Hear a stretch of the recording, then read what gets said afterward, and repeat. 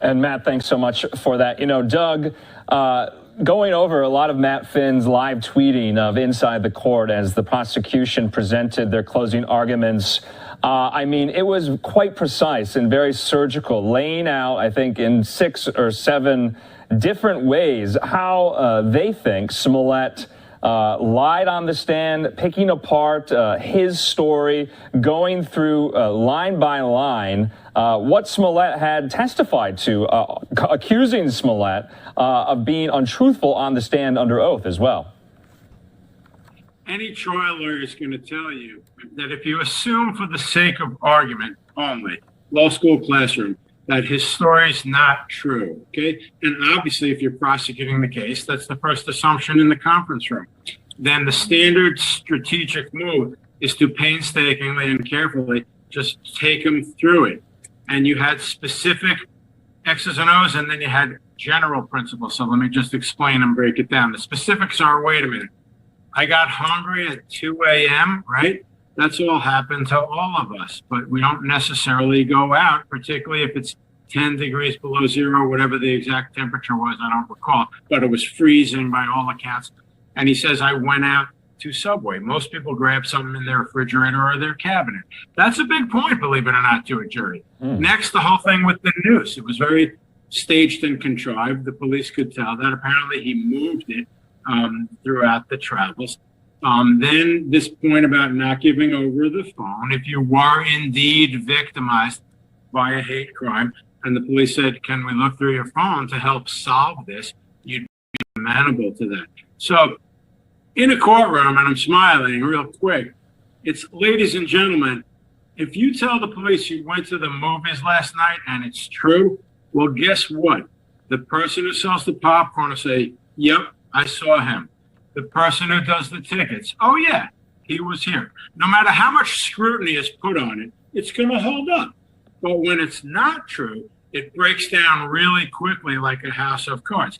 So to your question, and you're right, Dan Webb, who's, you know, got a very, very impressive career. He was United States Attorney in Chicago. But the point is, he apparently took President Reagan's deposition. That's impressive. Yeah. But the point is that he got Smollett, you know, upset, fidgeting, annoyed, angry. I wasn't in the room, which is an important caveat, because if I had seen every little nuance, I could really give you a definitive explanation. But the point I'm making is that once you start getting the guy nervous, he started snapping back at him. Okay. At one point he said, well, you'd have to ask somebody who staged a fake crime. And that tells you a lot, believe it or not, you know, as a trial lawyer in a courtroom.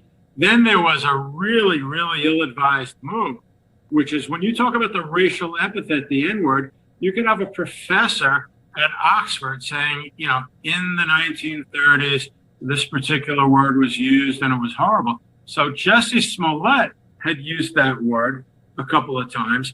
Side seminar about the different races using the word and so on, but put that to the side, although a Harvard law professor wrote a book about it. But my point is that Dan Webb simply reads one of the texts and Smollett plays the race card saying, please don't read that. You're offending every African-American person in the room. Jurors, again, trust me, I've been in front of juries for 36 years. They're going to be saying, wait a minute. He was simply reading back his text. And I don't want to make this racial, I have nothing to do with that. But you can't play a race card as though Dan Webb is somehow racist for reading an objective tweet. So the point I'm trying to make is that Jussie Smollett made a series of mistakes, but they were in a catch-22. Make sure you understand this, because I've been there in the trenches. They're saying if he doesn't testify, he's almost undoubtedly going to be convicted. But if he does testify, it could make it worse. That's the catch-22. That's the key. And we've all faced it. And I said on your show to you, and I want to repeat it, and I saw other experts saying this, just to cement the point, it can be the difference between probation and possible prison term if the judge determines that he lied. Doug, no, that was just a great kind of elucidation of the prosecution and what they were telling the jury, you know, because in the prosecution's mind, of course, like all of these things Smollett said on the stand there, they obviously picked apart. They think it's not truthful. They have to convince the jury it's not truthful. I wanted to get your opinion, though, on the defense's closing arguments and what they were telling the jury. Do you think it held up? Do you think they could buy it potentially? Yeah, well, what happens is, you know, the way these rodeos play out over and over and over, which I'm being positive, not negative, is you get up and you say the two of them, the two brothers, were lying. They were untruthful. And then, as I told you, I believe it was last week, the point is corroboration, independent corroboration. Okay, we all remember the police press conference. We believe that this was staged and set up. That wasn't, you know, put into evidence in the trial. That's not my point. My point is that if the jury got the sense that the objective work by the police department completely undermined the notion that it was a hate crime, that will severely undermine the argument that, oh, they were lying. The point is that, you know, that's standard defense tactic. Say that they're lying, say they had a motivation to lie. You know, they said they wanted to get hired as, you know, security guards or trainers and everything else. But back to Jussie Smollett's testimony quickly, if I might. What happened is he had to throw a series of reactionary Hail Marys to everything.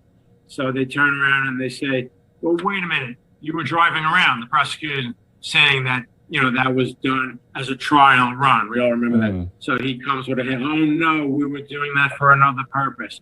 Or, you know, 2 a.m, oh no, I was hungry, I went out. And the point is, as I said with that movie example, you know, if it's not true, there's a lot of tap dancing you have to do. And I think that Dan Webb, and you put it well, you said he painstakingly put him through the paces with all of the details and all of the minutia. I knew going in that if he took the stand, it was going to be a difficult cross-examination because, again, assuming for the sake of argument that his story simply isn't true, then it's a very difficult process to go through. And he was agitated and angry, and he didn't come across well. And that's a big part of a trial, too. Apart from the detail and the minutia, remember something.